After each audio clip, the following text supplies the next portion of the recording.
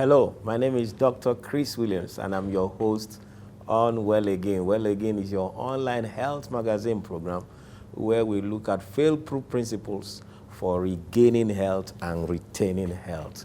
You are welcome.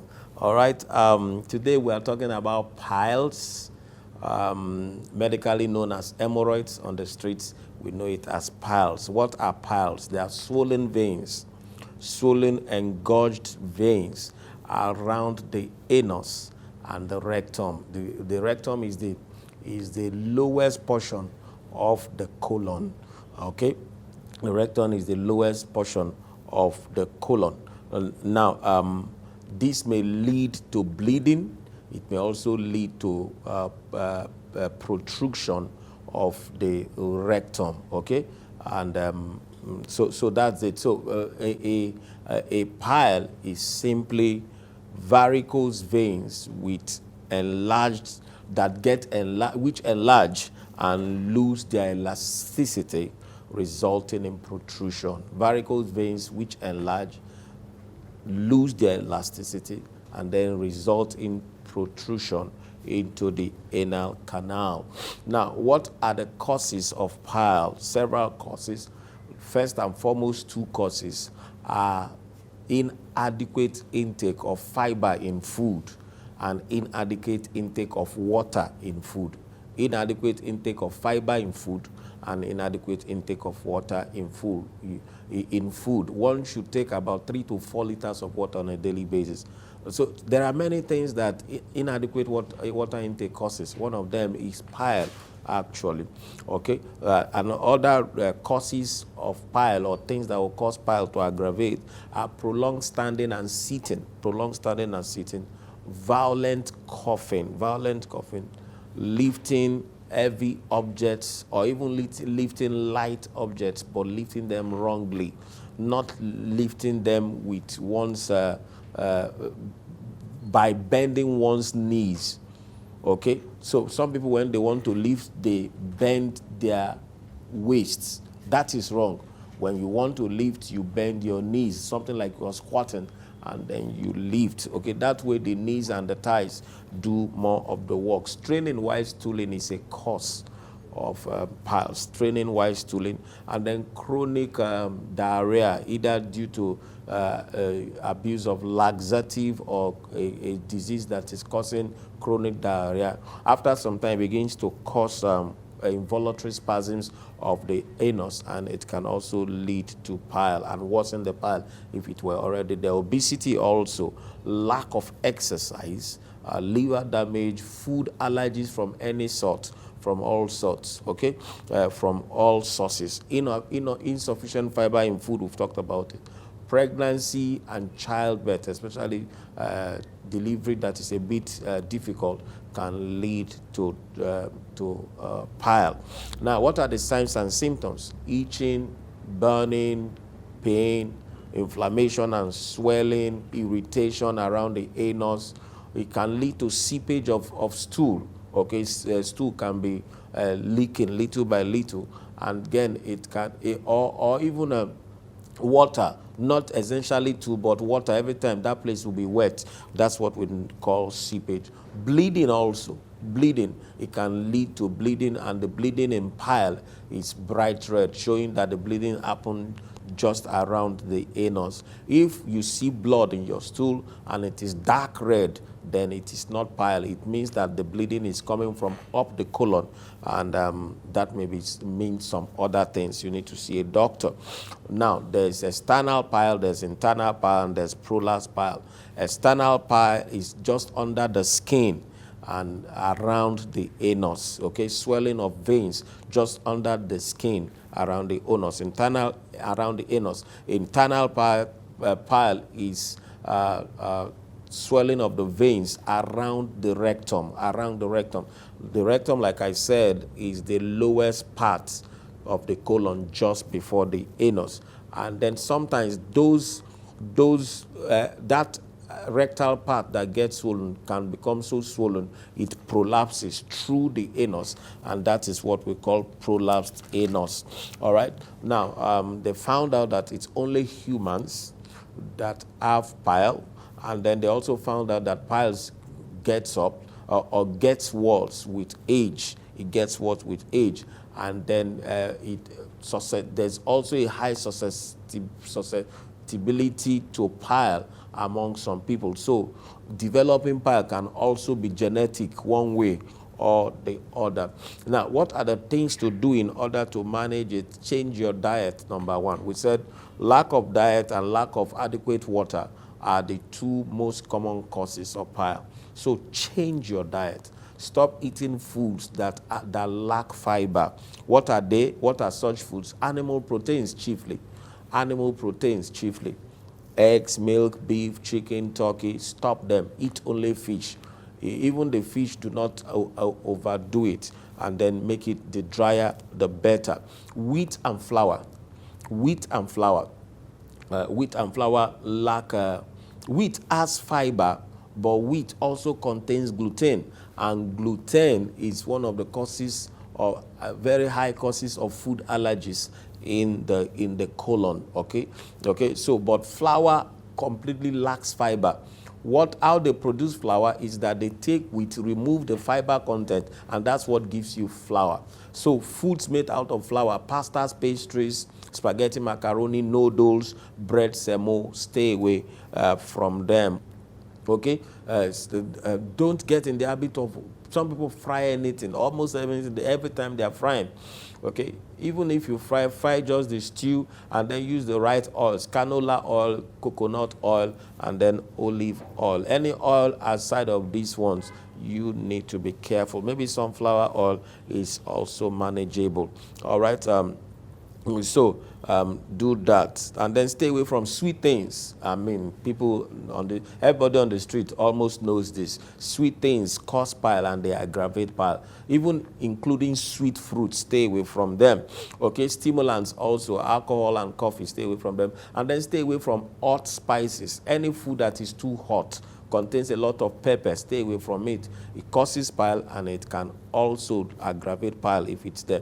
What food should you eat? Eat foods that contain a lot of fiber, like whole grains, millet, guinea corn, acha, tamba, okay, finger millets, all this, quinoa. These foods contain maize, millet, guinea corn. I've said that. Stay away. These are the foods that you should eat. Also, flaxseed. Flaxseed contains a lot of fiber, and the oil is very good. The oil helps to lubricate the colon. There are some other things you can use as fiber supplements, something like Xylem Ox, Plantago Ovata, or healthy pap. We sell it as healthy pap. You can add it to your food. Okay, and then you can also take rice husk and grind it, or coconut chaff and grind it, tiger nut chaff and grind it, and then into powder, and then you add like 2 or 3 tablespoons each time you eat. That's extra supply of fiber to your food. Okay, very important. Other things and vegetables and fruit that can give you fibers are things like apple, like beetroots, like nuts, cashew nuts, Brazil nuts, cabbage, carrots, whole grains, and all that. All right. So that's very important. What other things should you do if you have a bleeding pile? You get used to eating and even blending and drinking of dark green leafy vegetables like ugu, like spinach. Blend them and drink them. Also alfalfa. This can supply you with a lot of vitamin K that help to better your blood clotting. Okay, and then on a daily basis, take 2 tablespoons of flax oil. Okay, this helps to lubricate the colon and also helps to soften the stool. You can also do enemas. You should also do enemas on a monthly basis or bi-weekly, bi-monthly basis. Do enemas. You can use garlic powder. You can also use detox tea. We have detox tea. We sell detox tea. Detox tea comprises mistletoe, dandelion, burdock roots, and then milk, thistle, and peppermint. These are very good for your liver and also very good for several aspects of your colon. All right, so you can do enema if it is not too painful. Okay, other things to do is you can use garlic or potato and make suppositories out of them. You peel them, and then you peel them, you shape them into a cone shape and put it there. They are anti-inflammatory and they can help to soothe the pain. Okay, when you stool, don't strain. Very important. Some people just like straining. If they are not strained, they don't feel like they have stooled. Okay, learn to be patient and allow gravity to bring the stool down. Okay, very important. Also, don't sit on toilet seats for too long, for more than 10 minutes at a stretch. Some people go into the toilet and they can sit there for 1 hour. You know, if you remember how the toilet seat looks like, so it has edges and then it has holes. So by the time you sit or squat on it, your bum goes down a bit. That creates pooling of blood in the anal area. And then, of course, because you are hanging your weight on the tips of that thing, so the venous return is impossible. So if for 10 minutes, if you were there, blood pooled into your anal area. If you were there for 30 minutes, blood pooled into that place for that long.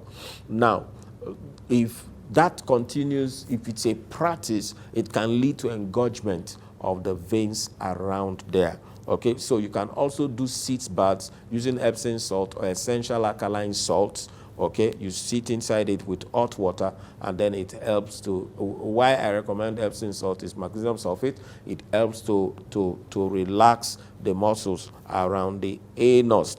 All right, when you sit, if you have the opportunity or the choice, when you sit on cushions, on chairs, sit on cushion chairs, especially ones that can depress, not ones that are cone-shaped or donut-shaped. Okay, very important. It helps. So ones that can take the size of your bum or the shape of your bum and depress, those ones make sitting down less painful to you. Okay, and then lift properly. We have said it earlier. When you lift, bend your knees, squat and bend your knees and squat, and then lift. Don't bend your waist. When you bend your waist, you are putting the pressure and the weight on your waist. When you bend your knees, the pressure is under your knee and on your thighs. Regular exercising helps. Walking helps a whole lot. We have said avoid strong laxatives. They create spasms in the anal sphincter, and that can worsen the pile. All right.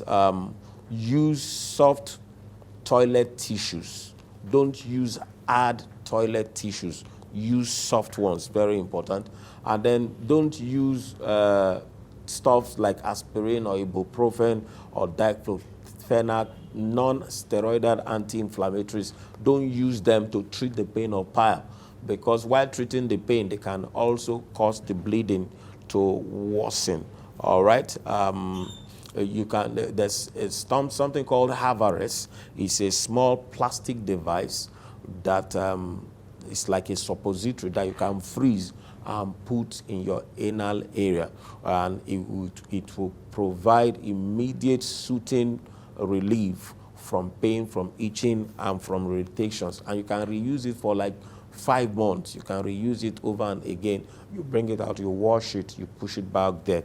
Or you wash it, you freeze it, and then when you have need of it, you can use it. All right? If itching is a big problem, take anti-helminthics, that's warm expellants, and then also use antifungals, maybe like Carnage cream or antifungal creams, or even take antifungal drugs. All right. Some people are afraid of seeing a doctor. You do not need to be. Some people out there, people say if they do surgery on your pile, you will die. That is not true. That's not correct at all. That's not correct at all.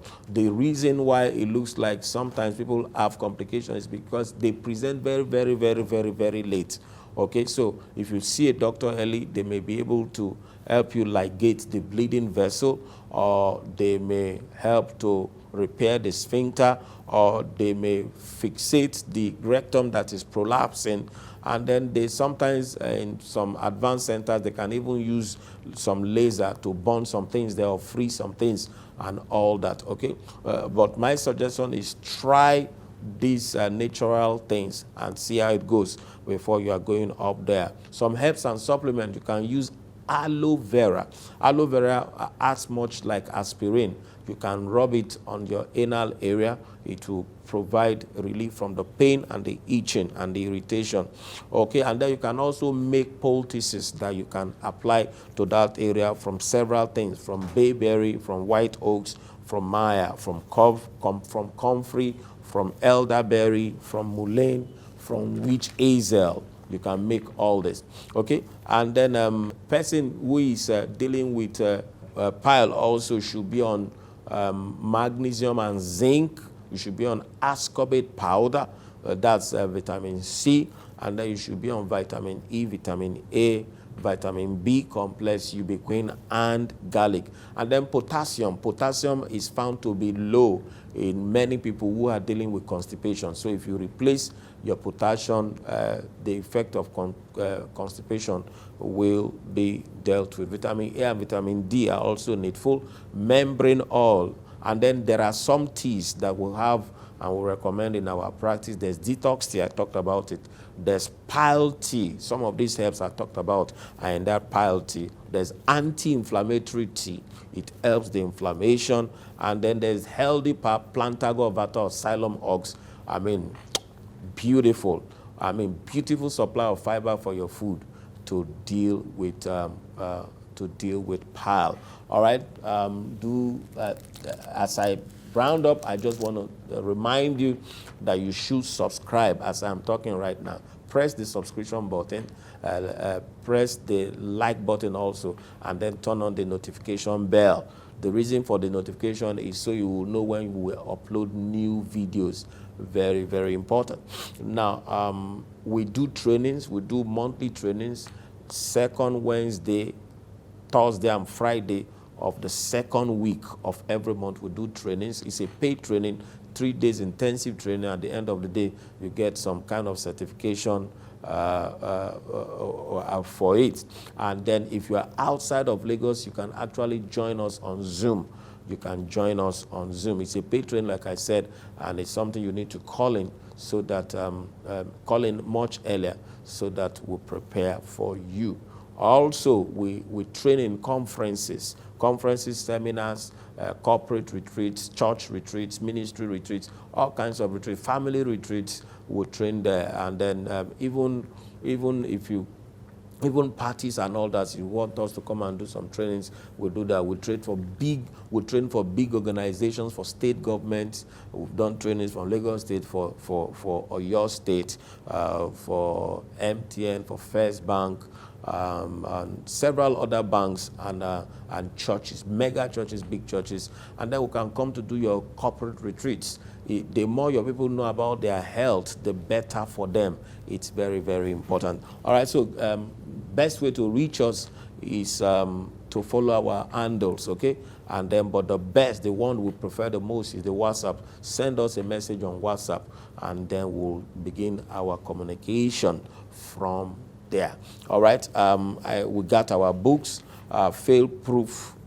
Sickness-Free, Fail-Proof Protocol for Regaining and Retaining Health. This book is a bomb, and it has helped many people around the world, literally around the world. Sometimes somebody just sent in some pounds to me this week that we entered, and some books were sent to the UK several years ago. I'd forgotten, and then they just paid for it now. Okay, so any part of the world where you are, we can work out how some things can get to you. Okay, reversing depression naturally is also available, and then reversing diabetes naturally is also available. Other 2 books available is one by Itoro Bright, Make Your Food Your Medicine, and another one by Daniel Ekele, Living a Disease-Free Life. All right, thank you so much for being with us today.